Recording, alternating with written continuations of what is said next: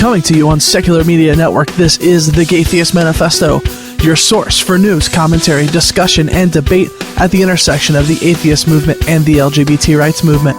I'm your host, Callie Wright, flying solo this week, as this week's episode is going to be a wrap-up of ReasonCon 2015, which I attended in Hickory, North Carolina this past weekend. There were so many awesome people there I was excited to meet, and they didn't disappoint.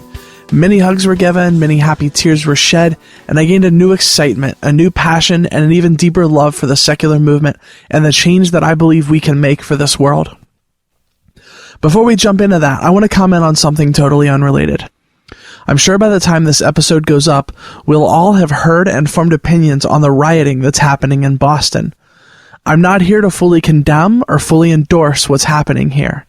But anyone involved in the LGBT movement should remember that a riot is the reason you have a better life than queer and trans folks did in the 60s. My friend Kayla summed up the situation pretty succinctly. Okay, so they already did the peaceful protest. They alerted the media, they lobbied for change, garnered support, got their petition on change.org signed by 10 million people, and nothing happened. What do you think they're supposed to do? How are they supposed to feel? Where's the outrage? I know I keep asking this. I can't be out there rioting with people, but I'm doing my best to raise awareness and put representation out there and change my behavior. I don't understand why more people aren't mad. So let me ask you, friends, when people are dying and lobbying your government does nothing, peaceful protesting does nothing, nonviolent civil disobedience does nothing, what are people supposed to do? Keep holding hands with one another, waiting for the next one to die?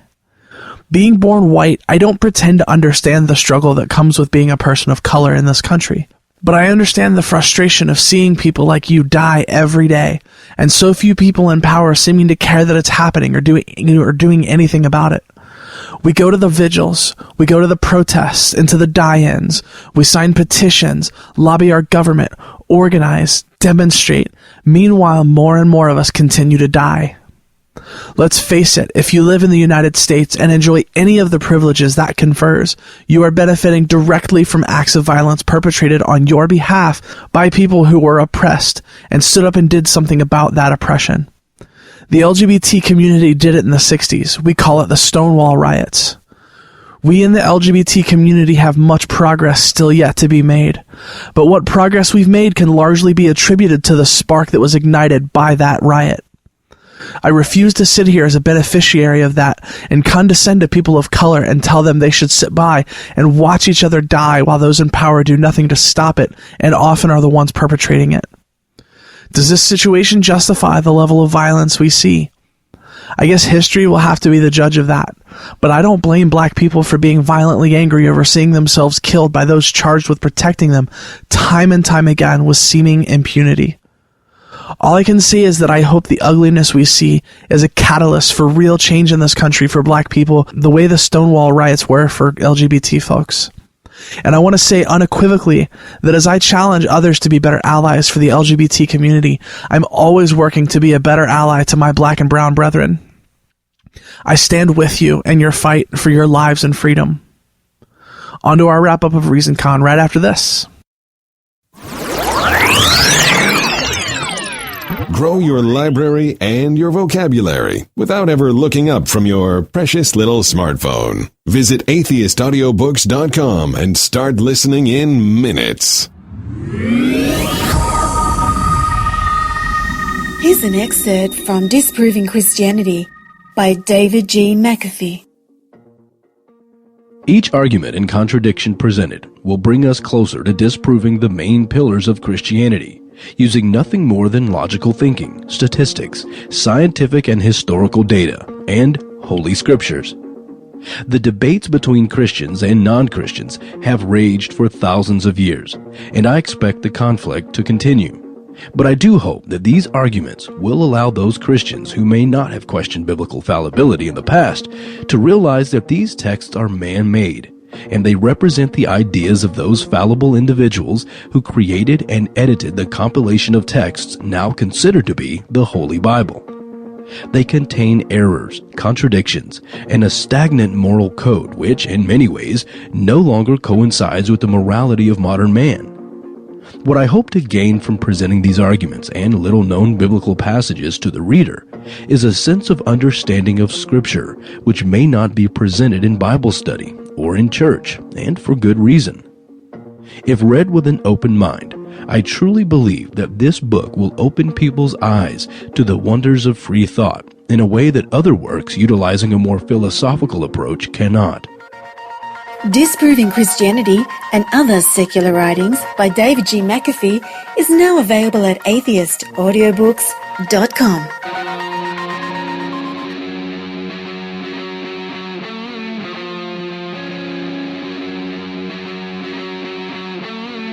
Welcome back to the Atheist Manifesto. This past weekend, as you've heard me talk about ad nauseum, was the second annual ReasonCon in Hickory, North Carolina. It was my first atheist convention ever, and I was not disappointed. Gene Elliott and the folks at the Hickory Humanist Alliance did an incredible job putting together and running the whole thing. Getting to meet so many of my friends in the atheist podcaster community and the broader atheist community was just awesome. Beating David Smalley at Skepperty was also a highlight. A good friend of mine, Hugh Mann, was there, and after spending some time talking with him on the episode of No Religion Required that we were on together, I was even more excited to finally meet him in person. He turned out to be even more amazing than I thought. I connected with him on Skype afterwards to get his impression of the con as an atheist, a gay man, and just as a human being. Okay, Hugh Mann, welcome to the Atheist Manifesto. Kelly, it is so wonderful to be here with you. My God, I love you so much. I want to let you know that right off the bat here. Well, I love you so much too, and getting to see you face to face was one of my highlights of this past weekend. Oh, absolutely. Many great hugs were shared, tears were shed, high fives were exchanged. It was amazing. I know there was an argument among several of the attendees about who got the most hugs from you, and I'm sticking to it was me. Of course, I think several others are also arguing the same. So we'll let them believe it was them, but I know it was me. You know, that's a close race, but I honestly, in all seriousness, think it does end up actually being you that wins. Oh, so those who are listening, folks, it's official now. Kelly concurs.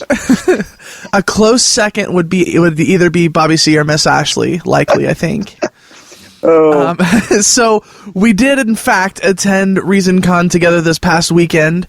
And so just tell me your experience of the con in general, what you thought about the con in general, about LGBT inclusivity, all of that sort of stuff. Tell me what your thoughts are about all that. Well, ReasonCon in general, this was my very first conference to attend, and I just was overwhelmed the entire time. So many different events were taking place, but for me, the thing that stood out most was making the connections with all of the people that I've been listening to on their podcast. Just those connections to me was the highlight, and all of the speeches and so forth were just a little icing on top of a wonderful weekend. But those human connections are what excited me most and what I remember most. Yeah, absolutely. I wasn't exactly sure whether I was more excited to be there as an activist or just as a person. You know what I mean? Like, there's so much cool activism to be done at places like that, and networking with people who are doing amazing things in activism, but then to just sit back and just be part of the community and be around like-minded people and know that, you know, you're in a safe space where you're welcome. Like, I'm not sure which one I was more excited about. Well, I was speaking with one person there, and we were talking, and he's from Hickory, and I said, well, how does your family feel about you being atheist and so forth? He said, oh no, I am a Christian. I heard about you, and I just wanted to come and see what this was all about. And so we continued. The thing that stood out in that conversation is he said that I was not expecting to see so much love and such a sense of community among all of you, and that's the one thing that has blown my mind. Of course, those are a paraphrase of his words. Sure. Well, yeah, I think that's awesome too. I mean, first of all, on the off chance that guy's listening, freaking hats off to you, sir, because it definitely takes a level of courage and honesty to be willing to go to a place where you know you're going to be challenged in that way. So I think that's amazing. And to remain open the entire time. Right. Because his comments were comments from a person who is open to the experience and who is objectively observing instead of judging. Yeah, which is awesome. So one of the things that really affected me, honestly, was so when we first got there, and they were doing the dinner, and Gene from the Hickory Humanist Alliance and the Atheist Avengers podcast, the guy who's basically responsible for putting the whole thing together, he kind of gave this introductory speech where he was like, we're here to celebrate reason, and here's what's not reasonable to believe in, and he listed all of these things about religion that religious people generally believe in and why they're unreasonable, and then he said, here's what is reasonable to believe in. And among the first two or three things that he called out were about gay people and about transgender people. And I was almost in tears. I mean, within an hour of the official start of the event, I was almost in tears. Wow, I definitely was under the impression that this was going to be a safe place for us to be and that I was going to be welcomed there. But to hear that straight off the bat like that, no questions asked, unequivocally, that was huge for me. And I have a feeling that would have been the case if there were zero transgender persons or zero LGBT, anyone in our community. If it had been an entirely straight audience, that still would have been said. Yeah, and I think that's so important. And, talking with Gene later, he told me that he actually gave the secular invocation at the Transgender Day of Remembrance ceremony that was near him. And that just blew me away. One, that there's a day of remembrance that has a secular invocation, because that's so awesome. I so want that for my city, and I'm on the planning committee, and I'm going to propose it, and we'll see what happens.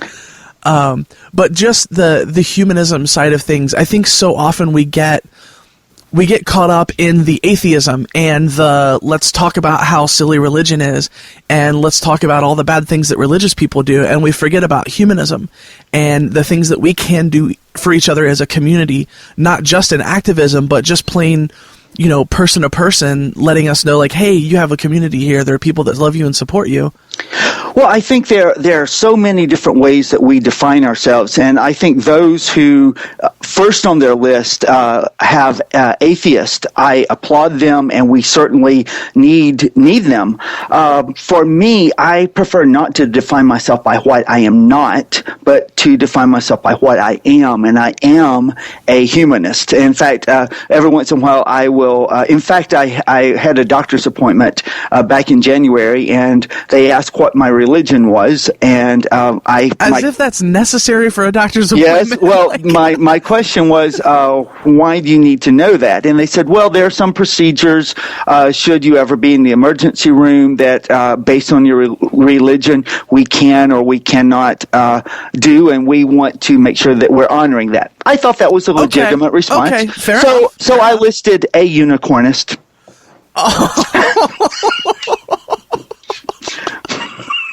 See, this just comes back to the whole me loving you so much thing. That's awesome. Because I don't believe in unicorns. So right, it's fair. It's so fair. That is, I am a non-believer in unicorns. So that's how I am listed on my medical records. One of my co-hosts, Daniel, will be very disappointed to hear you say that. I don't know if you heard the latest episode, but Daniel came out as a unicorn on our last episode. Oh yes, I remember you mentioning that. Yes. So, you and him might have to get together and fight sometime or something. I don't know. Well, maybe he read about it in the Bible, and it is mentioned in the Bible. So, if we are wrong, unicorns do exist. Fair enough. So what did you take away from this weekend? What's different in Hugh's life after this weekend? Thank you. Fantastic question. And if we had a 5-hour episode, right.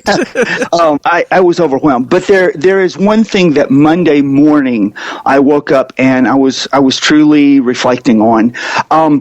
I got into the atheist movement as a way of connecting with like-minded thinkers.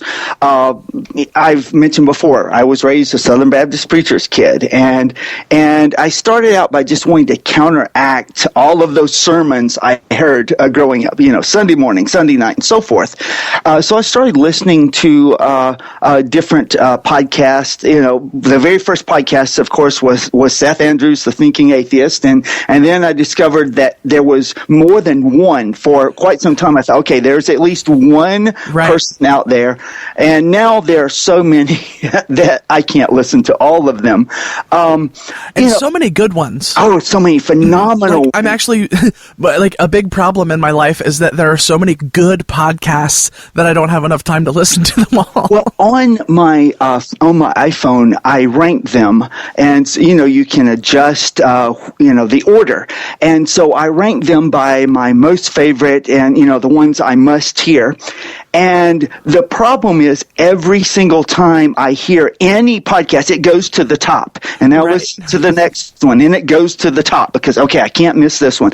And I'll work my way down. So it's ever changing because the ones on the very bottom, when I get down to them, oh no, this is in the wrong place. So I move it back up to the top. So, there are so many amazing ones. Well, let me get back to your question. I got into the atheist movement to connect with other like-minded people and to express that part of myself. The fact that I was gay was a side story. It was not. It had nothing to do with my getting into the movement. Of course, when I met Bobby C. and Ashley, it was the funny story there, and I know that you've heard Ashley tell it before. Her son was sitting right beside me. And she says that he said something derogatory. I sincerely do not remember him saying that. I remember sitting beside a 14-year-old kid who was being a 14-year-old kid. Sure. And she says that she sent him a text message saying, the guy sitting right beside you is gay, watch your mouth, or something like that. And that was a pivotal point in his life. And, so that came out of that conversation. Of course, then they have invited me on to talk about the LGBTQ issues, and I've been more than welcome to do that. Of course, speaking about them from an atheist perspective.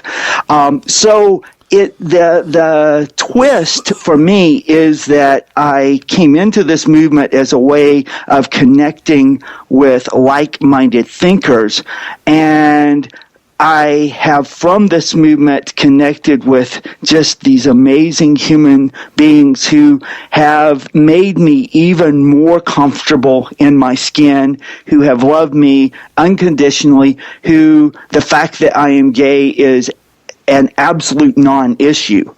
And so I've had a sense of healing, a sense of closure in many areas of my life related to my sexuality that I was not expecting from the movement.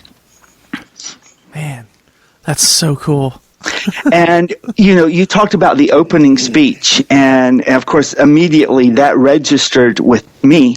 And then we go into David Smalley's lecture from Dogma Debate. And I remember and I can't remember, it was Skepperday non-champion, David Smalley. Oh, yes. Well, it's all a matter of perspective. He may have won. He most certainly did not win. And I'm going to ride that for at least the next year. Just saying. Well, let's go there for a second. One thing that I discovered about Miss Kelly Wright is there's a humongous brain inside that pretty little head. So I remember the first thing I said to you afterwards is, well, you are B and B, brains and beauty. So congratulations. Oh, thank you. I'm sorry. Continue talking about the things that are actually important here. Well, I don't remember exactly when David Smalley discussed it on the podcast. It's several months ago. May have even been last fall. Oh, of course it was last fall. It was Thanksgiving. His Thanksgiving story, yeah. he was the very next week, he's talking about his experiences with his family and how he was defending the possibility that someone in his family may turn out to be gay. Though there are no signs, it was just a total hypothetical. And I was just so moved by that particular episode of Dogma Debate. And I remember crying, well, not crying, tearing, but at least my eyes watered up driving my car, thinking of this is a straight man who cares that much. And at ReasonCon, I was constantly around so many, and I'm going to speak specifically to straight men in this, because, growing up, going to high school, I remember the guys who would pick on me and the guys who would call me names and so forth. And just during that period in my life, I became very conscious of how I interacted with them. Never wanting to give out any signals or any clues, and certainly never wanting them to think that I was in any way coming on to them. The problem with that is I come from a touchy-feely family where my father, of course, when I say father, that's my stepfather, he is a person who constantly gives you hell, which you probably figured that out. That is one of my characteristics. Right. I like to have fun. I like to cut up. If I like someone, the way I show them I like it is I give them grief and, I punch them in the shoulder, and that is the, hey, you're cool, you're all right. Right. And, my brother is the same way. So that's the interaction that we've always had. So, growing up, and even as an adult, I am very conscious when I'm around straight men that I don't know, because I don't want them ever to think that I am hitting on them, though I may literally be hitting on them. Because I'll touch someone on the shoulder or connect on a human way that way. I discovered while we were there just so many straight men who are secure in themselves, who are secure in their thinking, who get it, who are enlightened, who understand, who were coming up to me, oh, hey, Hugh, man, I've been wanting to meet you. It's so nice to meet you. Who would have prolonged conversations, and he would knock me upside the shoulder and just treat me just like another guy, which is what I am, and that is certainly how I want to be treated. I remember one extended conversation with Matt and Tim from Atheism 101, and in that conversation, great guys. Oh, they are amazing guys. There were four of us. It was the two of them, and Teody was also a part of that. And so, we just we stood around. We talked about, I don't even remember. We were just talking about stuff. We were, just bullshitting with each other, having a good time. And I remember as the evening ended, we were kind of about to finish the conversation and move on. I, of course, extended my hand first to Teody, and Teody looked at me, and all three of them straight, of course. Teody looked at me, shook his head, and said, no, I'm getting a hug. And it was just awesome. Of course, the other two, Matt and Tim, also responded the same way. And just having that sense of acceptance and loving and being around enlightened people who get it, who understand, and who do not care and just love you like you are, was a sense of peace and comfort that filled an area in my being that I was in no way expecting to be filled. So it, when we address specifically the LGBTQ community, it is such a non-issue in the atheist community that I was just overwhelmed leaving, processing all the love. Yeah, I couldn't agree more. And the listeners will hear more about this later in the episode. But that was one of the things that so that so floored me was not that, people were interested in me because I'm trans or because, necessarily because I do the podcast. I mean, there was lots of great feedback about the podcast and lots of, like, I love what you do, I'm excited to meet you kind of thing. But to be just, like, once we get past all of that, like, we're just people talking. Yeah. And that's exactly and it's about literally nothing else other than that. Like, we're just like, okay, we're at an atheist conference, so chances are we're atheists, so like that's a place to start. And then, the conversation just goes where it will, and it's not, I definitely had conversations with people about being trans and, issues that we face and stuff like that. And that's cool. I mean, that's part of the reason that I do the podcast, and part of the reason that I was there is because I want to have those conversations with people.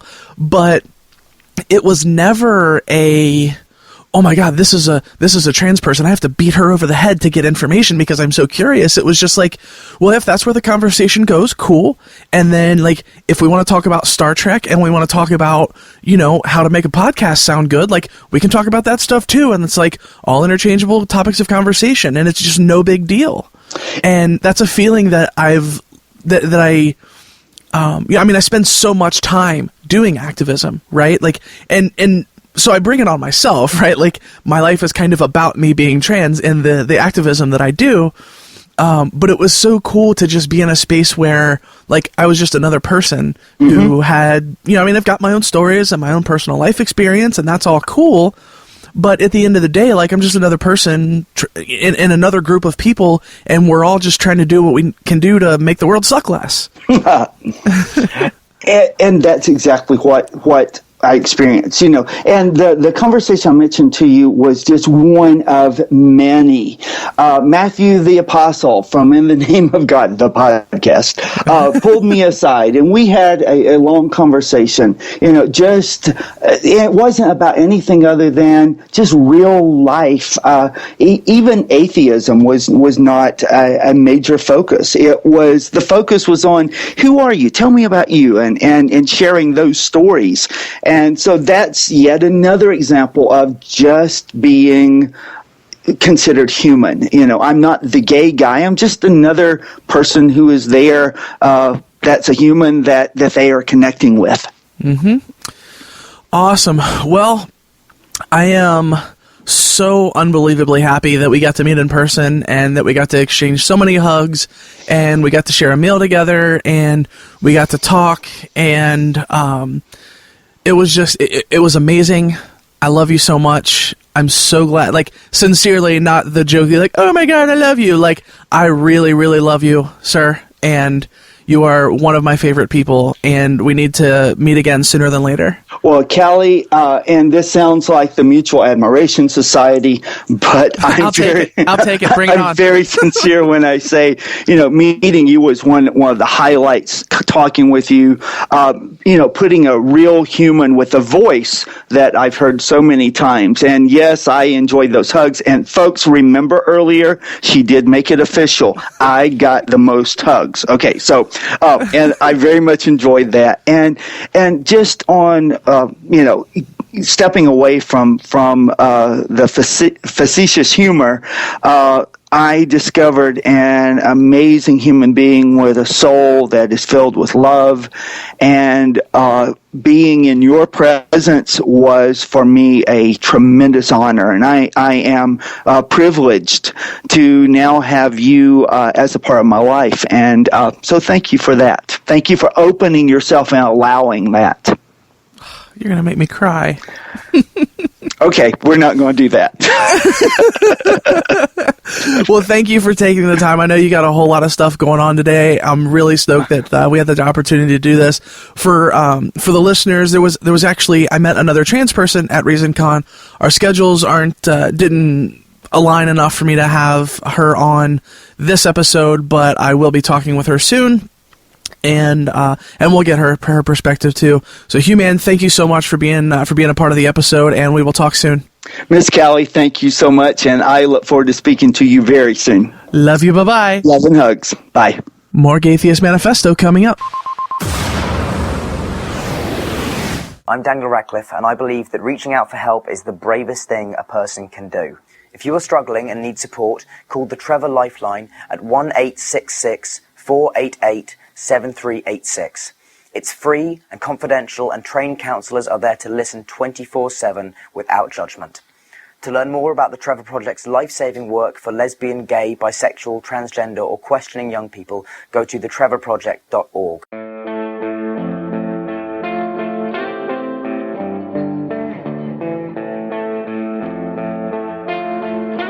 Welcome back to the Gaytheist Manifesto. As many of you have caught on to by now, I gush a lot.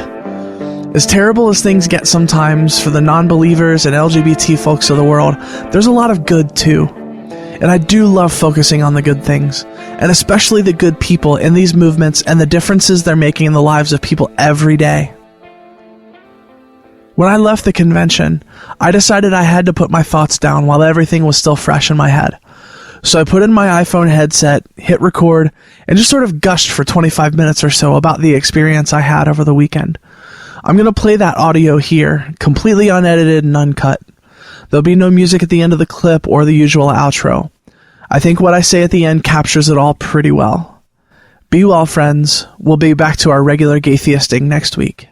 This is Callie, and I am currently driving home from ReasonCon 2015 in Hickory, North Carolina.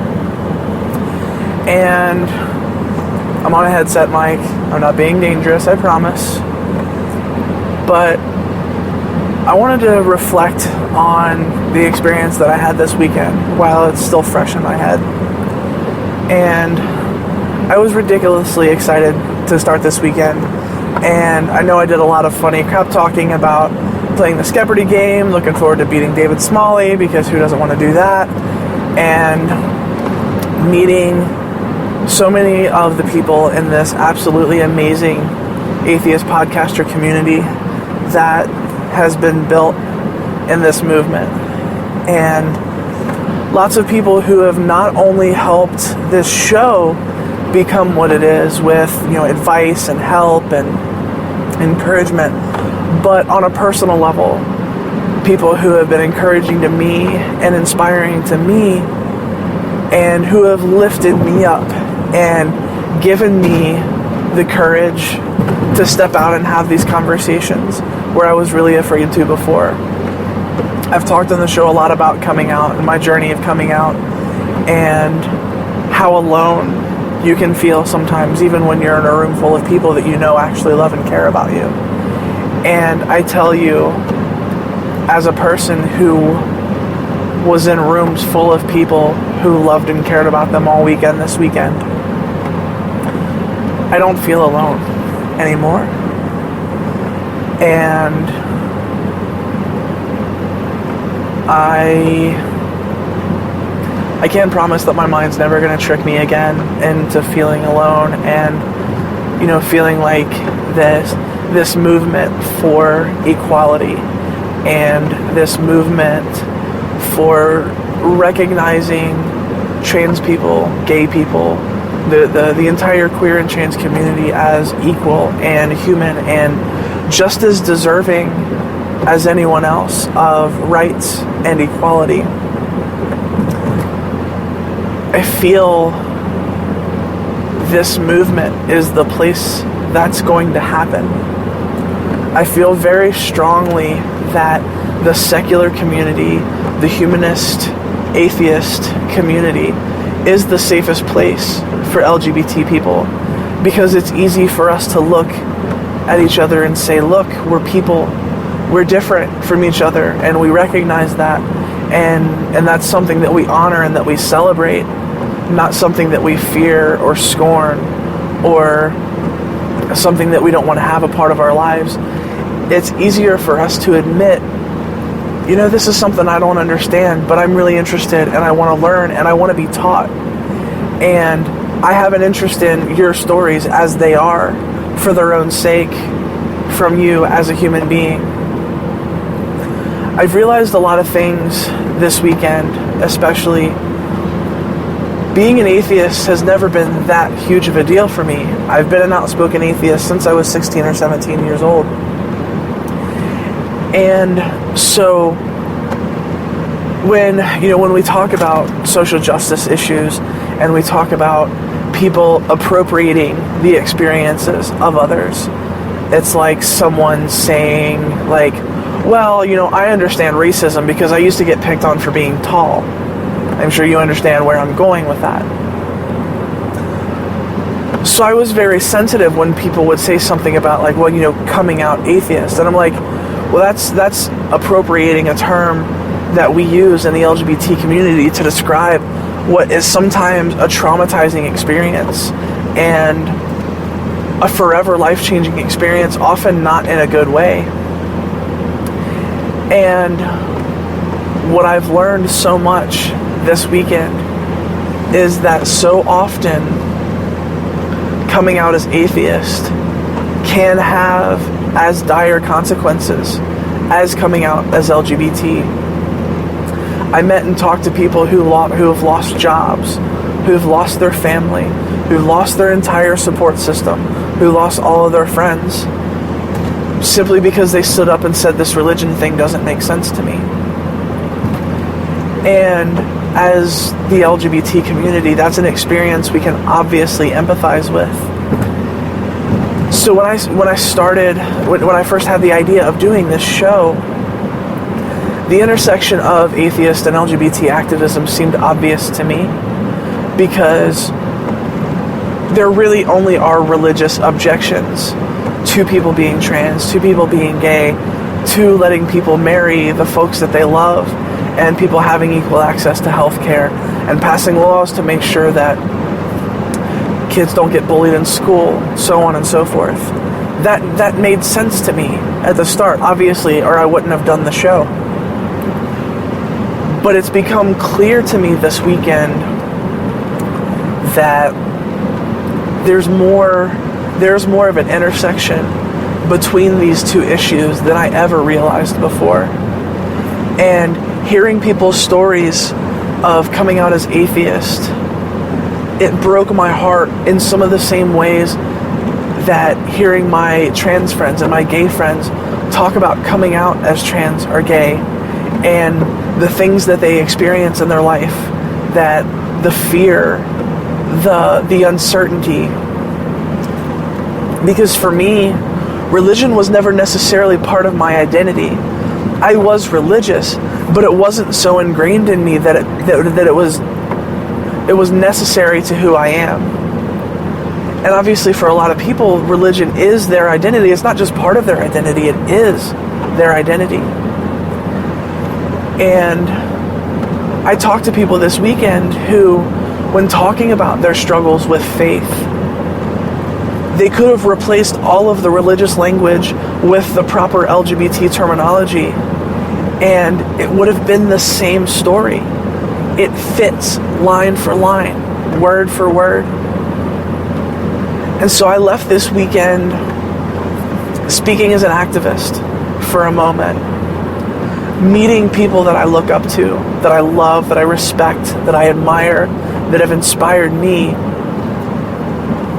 ReasonCon's a very podcast-focused con, and it's for the reason that so many people have podcasts to thank for their exit from religion. And I can't claim that experience for myself. Podcasting is not the reason I'm atheist, but podcasting is most definitely the reason that I'm an activist. And to meet people that I look up to and that I love and respect, and to hear them say that about me, that they think that what I do is important and that they respect me for what I do. The thing you have to understand about my experience in coming out, often people tell me, like, wow, you're so brave, you're so courageous, this is an awesome thing that you're doing. And I say, stop. Like, what you have to understand is coming out is not always just, I'll just speak for myself. Coming out was not necessarily an act of courage. Yes, it takes courage to do that. I'm not trying to be falsely humble. The thing is, I felt comfortable doing that because I knew that I had a community, and I knew that I had friends, and I knew that I had family that were there for me, that support me, that love me, and that when I say, hey, I'm transgender, hey, I'm gay, hey, I'm bi, I'm queer, I'm atheist, that those people their love for me is not going to change. Their love for me is not dependent on those facets of my identity. And to get that kind of support is the reason why I've been able to come out, and I've been able to be bold, and I've been able to stand up and really, really claim my place and the trans and queer community's place in the atheist movement is because of support from the people, like the people that I met this weekend. It's not a Cali thing. It's a movement that I'm part of, that I'm so incredibly proud and humbled to be privileged to be part of. And on a personal level, making those connections with people, getting to know people's hearts, and let's set the activism for aside a second and just be people and just connect and be a community that wants to love each other and lift each other up, and recognizing that the LGBT community has a home in the secular movement, in the atheist movement. In the intro, Gene Elliott, the guy who is mostly responsible for everything that happened this weekend at ReasonCon, he gave an introduction speech, and he talked about the name ReasonCon, and we're there to celebrate reason. That's why. Because, so here are things that are not reasonable to believe. It is not reasonable to believe things about religion.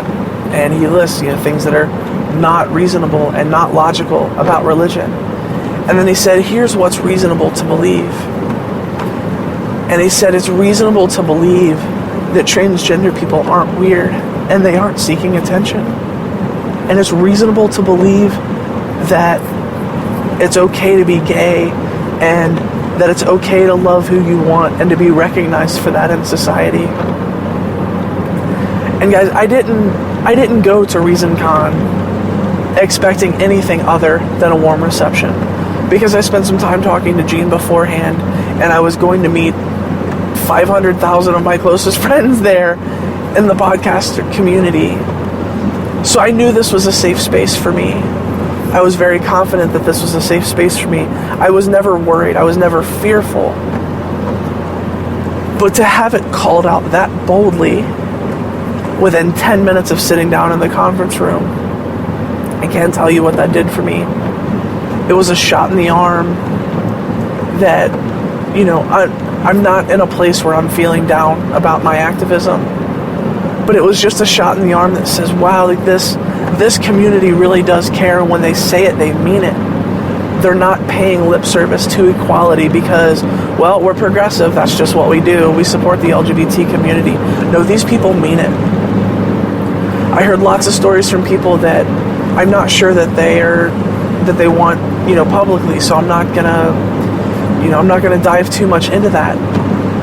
But I heard stories of people's loved ones and their own stories, and what people are trying to do, where they are, with what they are, with what they have, with the talents that they have, to make the difference where they are.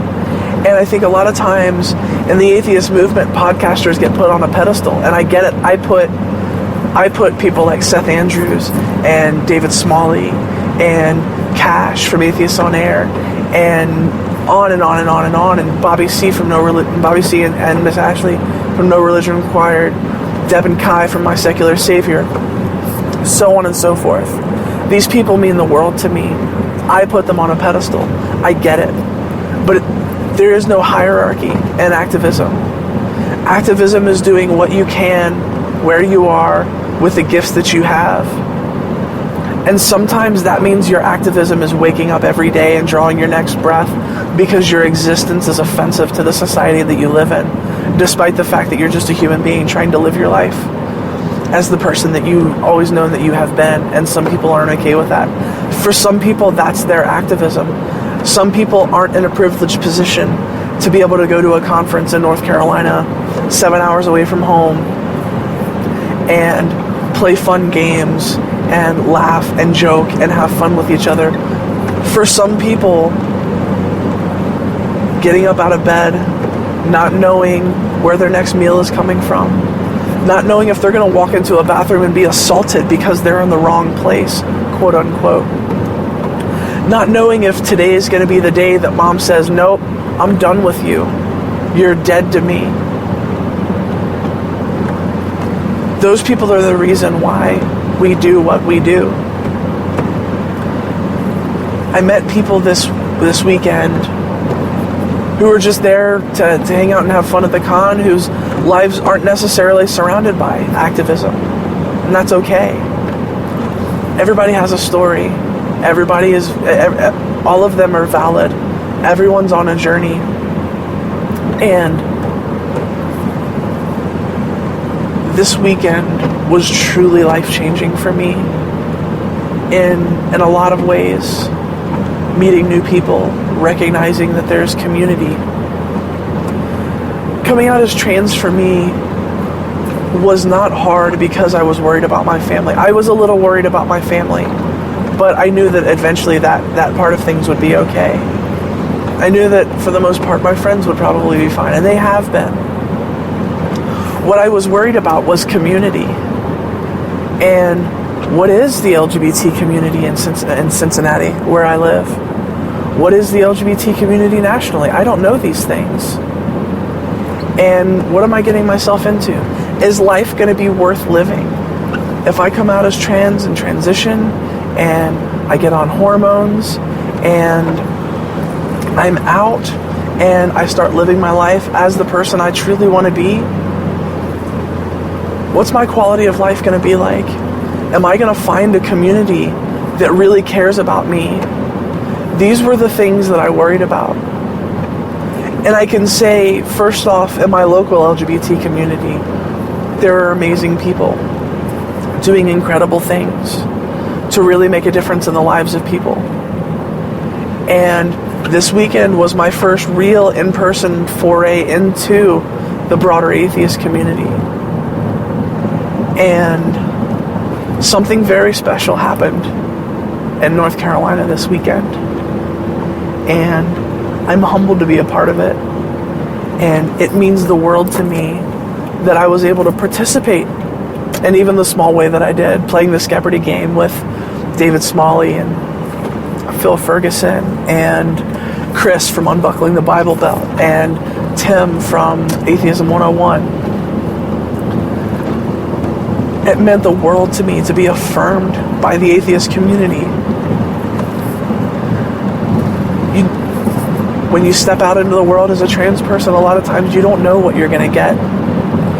You don't know, are people going to be uncomfortable around you? Is there going to be lots of forced politeness and lots of, oh, I don't know about that whole thing. And the thing that I was amazed by was not so much the willingness to have the conversation about LGBT issues and trans issues, but the fact that I was accepted among this community as simply another human being trying to make a difference and trying to make the world suck less for the people around her.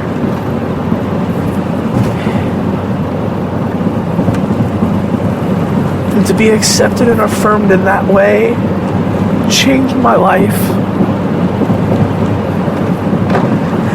in a very big way. It's a really cheesy thing that you hear people say oftentimes. There was me before this happened and there was me after this happened, and they're not the same thing. And that's what I have to say about this weekend. There was Callie before and there's Callie now, and she's not the same person that she was. I can't say enough amazing things about this community, what this community has done for me, the way this community has welcomed and affirmed me, this community's willingness to have the hard conversations, not just the fluffy holding signs in front of a courthouse stuff, the real stuff, the how do I make your life better stuff, how do we stop trans kids from killing each other, or how do we stop trans kids from killing themselves stuff, the real stuff. And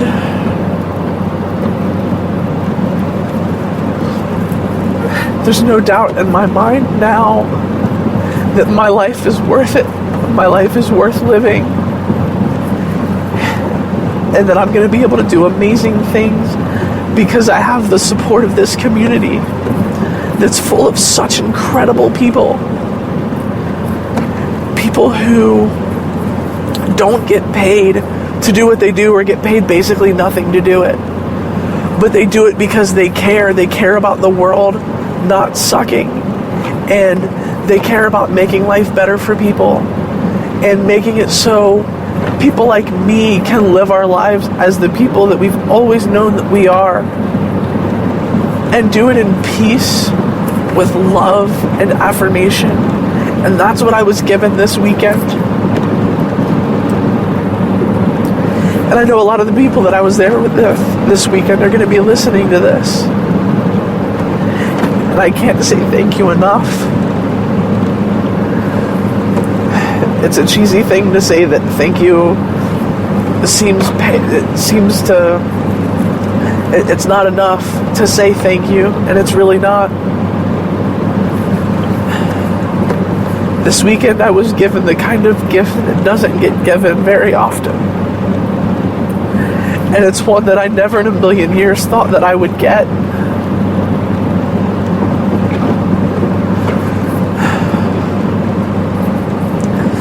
Someone posted on Facebook not too long ago that listening to the tagline for the end of this show, and that they were finally starting to realize that they could be a real person. And that struck a chord with me. Because before I came out, I was worried, am I ever going to be able to be just a person? Am I going to be able to settle down from coming out and being nervous and anxious all the time and being stressed out about what my family's going to think or what's going to happen with my job? Or am I going to get assaulted in a bathroom? Is there ever going to be a time when I can settle down and just be a person again? And the answer that I got to that question this weekend was yes. Yes, I can be just a person with a different life experience, sure. But at the end of the day, I'm just a person. I have a favorite TV show. I have favorite bands. I like to give hugs. I love people.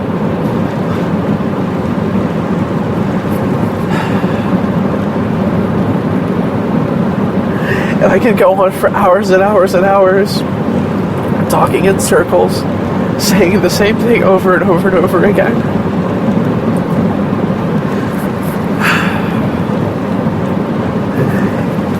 If you're listening to this and I met you this past weekend, you are part of the reason that I'm able to live my life as the person that I am.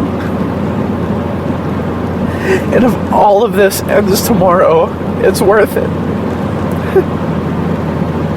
If I'm never able to make another podcast episode, if I'm never able to listen to another podcast episode, if I'm never able to make it to another convention, this has all been worth it. People do this kind of thing because they want to make a difference.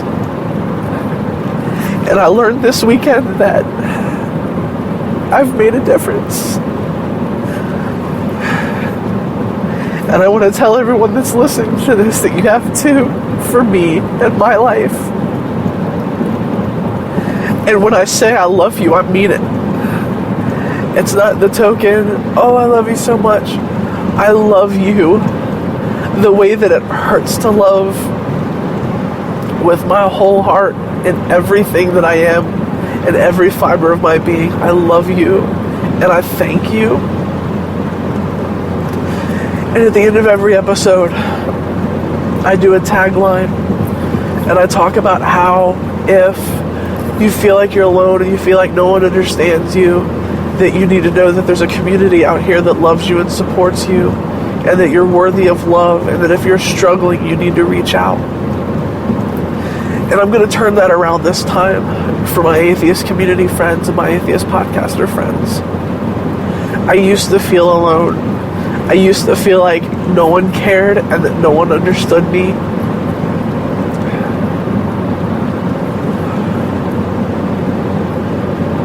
I didn't know that there was a community out there that loves me and supports me and feels that I'm worthy of that kind of love.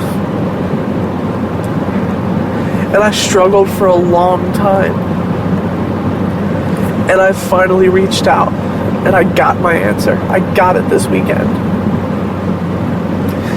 And the rest of my life will be different because of it.